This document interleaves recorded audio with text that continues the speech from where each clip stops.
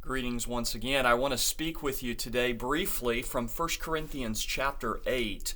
And this is a passage that I have been considering using for several weeks in one of these Monday videos, but have been reluctant to do so.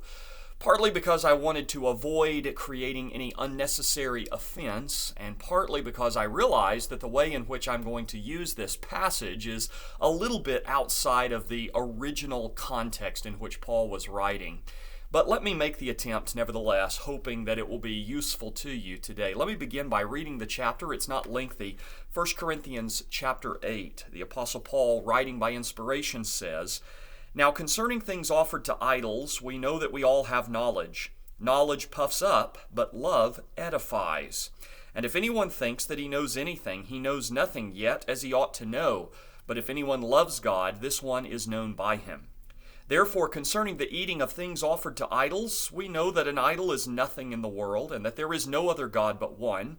For even if there are so-called gods, whether in heaven or on earth, as there are many gods and many lords, yet for us there is one God, the Father, of whom are all things, and we for him, and one Lord, Jesus Christ, through whom are all things, and through whom we live. However, there is not in everyone that knowledge. For some, with consciousness of the idol, until now eat it as a thing offered to an idol, and their conscience being weak is defiled. But food does not commend us to God, for neither if we eat are we the better, nor if we do not eat are we the worse. But beware lest somehow this liberty of yours become a stumbling block to those who are weak. For if anyone sees you who have knowledge eating in an idol's temple, will not the conscience of him who is weak be emboldened to eat those things offered to idols? And because of your knowledge shall the weak brother perish for whom Christ died. But when you thus sin against the brethren and wound their weak conscience, you sin against Christ. Therefore, if food makes my brother stumble, I will never again eat meat, lest I make my brother stumble." Now, in this passage, beginning in chapter 8 and continuing through chapter 10 of the same letter, Paul is addressing a very contemporary problem in Corinth and other cities of the ancient Roman Empire, and that is the pervasive nature of idolatry and the way in which it interacted even with the local economies of these communities. When you went out into the marketplaces in the morning, if you bought meat to serve your family later in the day, chances are that meat had been previously dedicated to the god of the vendor. A portion of it had been offered as a sacrifice, or it had been consecrated in some way. And for some vendors and for some customers, this would no doubt be a selling point. Here, this meat is better because it has been offered to our God, devoted to his service. Now, the question that the Corinthians are debating and that Paul is entering into here is, can Christians eat that meat? Can Christians participate in an economy that has been permeated by idolatry?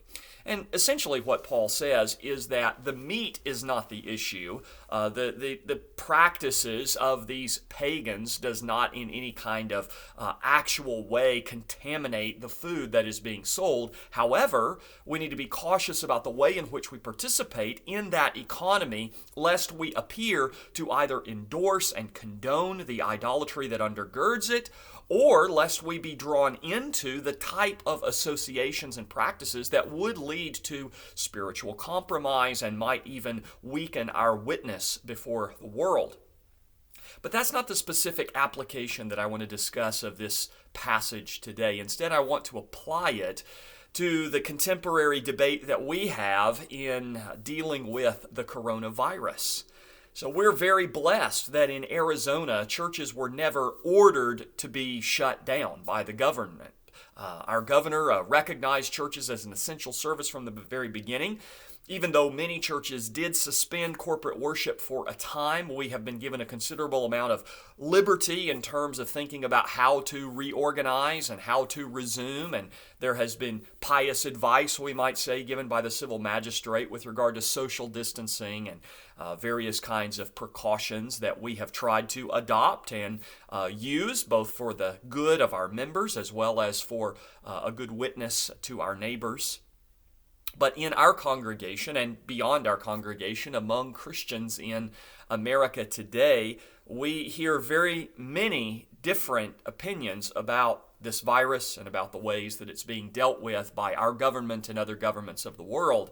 I know that speaking for myself, I've received emails and text messages and phone calls from some people who are absolutely panicked by the pandemic, fearful of leaving their homes, fearful of the likelihood that they will become ill and die. And I've received a lot of other communication from people who think that the pandemic probably doesn't even exist, that it's only a scam-demic, and that it is simply an opportunity for totalitarians to expand government control and interfere with our lives and restrict religious liberties. The truth is that the truth is probably somewhere between those two extremes. I don't want to enter into the political debate. As I've said in previous weeks, I don't think there's any doubt that those who are inclined to greater authoritarianism are going to use a crisis like this to expand the control of government and its involvement in our lives.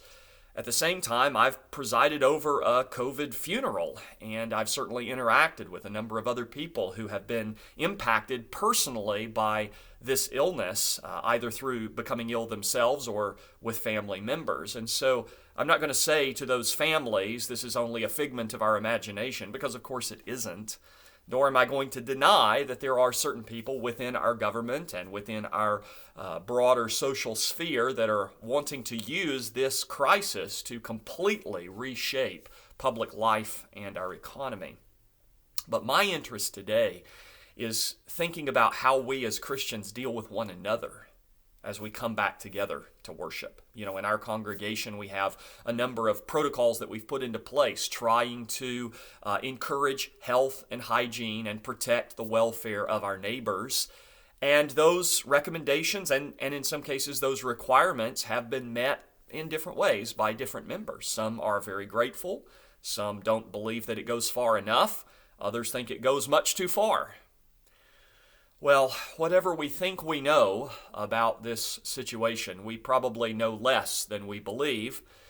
And whatever we actually do know, nonetheless, is not helpful in itself to our brother unless it is held with love and practiced with love and put into our lives and our relationships with love.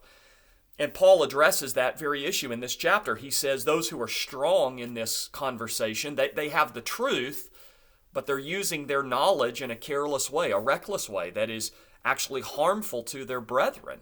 And on the flip side, you have weaker brethren who are gripped with fear, who are inclined to judge the stronger brethren. We see that even more clearly in Paul's discussion of the problem in Romans chapter 14. And in this case, both groups have responsibilities before God and to one another. The strong needs to deal carefully, gently, in a sensitive and compassionate way with their weaker brethren. The weak need not to judge their stronger brethren, but recognize that they too are seeking to walk by faith and serve the Lord. Now, I realize that there are all kinds of aspects of this crisis that don't fit neatly into these passages, and this is the very reason I've held off for more than a month in having this conversation with you. I realize that there are going to be some saying, Pastor, this doesn't apply because if my strong brother who thinks he knows so much about the virus, if he's careless with his liberty, he could infect me or infect my family and lead to my death. I get it. I understand.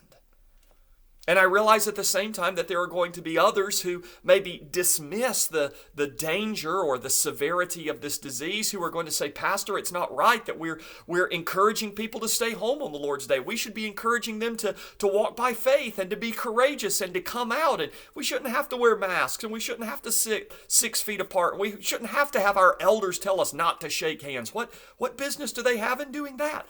I get it. I understand. But what I want to suggest to you today is that we need to recognize that the real issue here is not the virus. The real issue here is not the relative danger of infection or death. The real issue is honoring one another in love so that we can honor Christ, glorifying Him by showing compassion to one another, patience and long-suffering. If that means putting up with inconvenience for the sake of my brother, so be it. if that means allowing the stronger brother to sit in the part of the church building where we don't require him to wear masks for an hour and a half, so be it. We walk by faith, not by sight. We know that whether we live or die, we are the Lord's.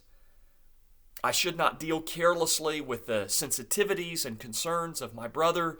Neither should I judge and condemn my brother who doesn't share some of those same sensitivities and concerns. The reality is this is a conversation I need to have with each of you face to face, in person. But I can't have this conversation with everybody over the phone. And unfortunately right now, we can't all sit down together in the same room. And so I finally decided it's time for us to have this conversation in this format for whatever it's worth. I hope it is of benefit. I hope it is of encouragement. I hope that it will help us know how to walk in love and in wisdom and in patience with one another, to love each other, serve each other, yield to one another for the glory of God. God bless us as we endeavor to do so.